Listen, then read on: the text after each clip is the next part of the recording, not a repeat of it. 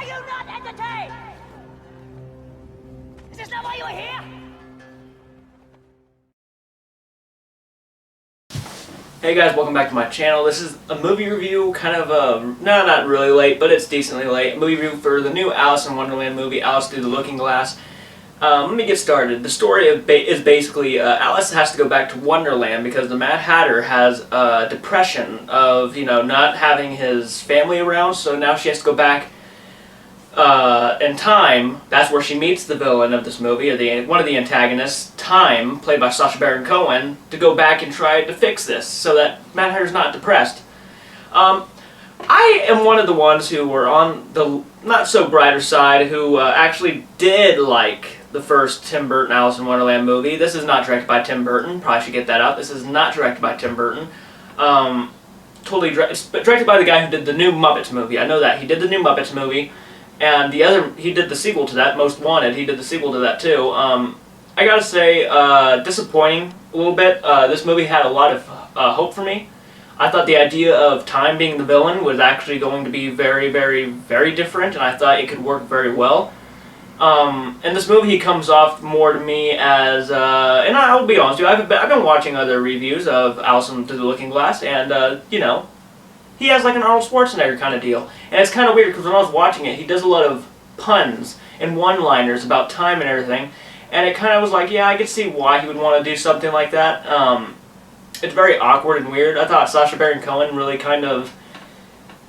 he was okay. He wasn't bad in the movie. He was okay. He's not like the standout in this movie. I'm actually pretty thankful that they did something that the first movie did not do, and that is make the movie more focused around Alice, who just hit the screen.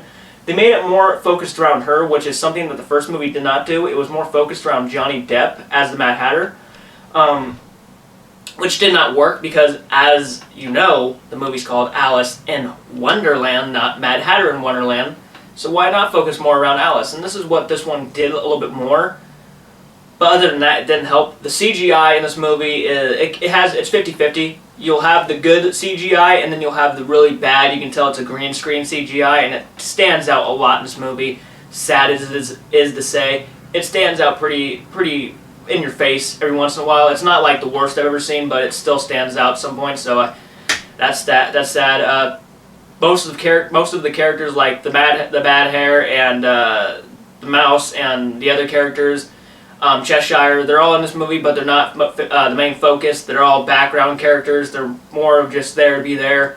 But no, the movie's more focused around Mad Hatter, the Red Queen, Alice, Time, and a lot of it just doesn't add up. Like, some of the things in this movie just doesn't add up. It's not good. I didn't like how some of the characters' storylines went. It just felt kind of odd, and then when you watch the first movie, it just feels odd that why is this character doing this if it wasn't even that big of a deal. It's like some of that kind of stuff, but I didn't hate the movie. I kind of enjoyed it. It's like an okay watch.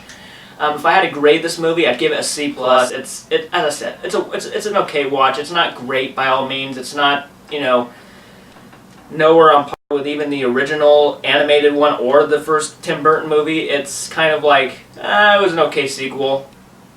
But this is a property that should be it's creative though. That's why I appreciate it. It's really creative with its ideas. It was alright. But guys, comment down below, let me know your thoughts. I want to hear your opinions. As I said, I gave it a C+. I want to hear your guys' thoughts on this movie. Let me know down below. If I had to name my favorite performance in this movie, I'm not going to say Alan Rickman. He wasn't in the movie that much, but it's great to hear his voice after, especially the incident we had last year. It's good to hear his voice. Probably Alice herself. Probably my favorite performance in this movie. Yeah, thanks guys.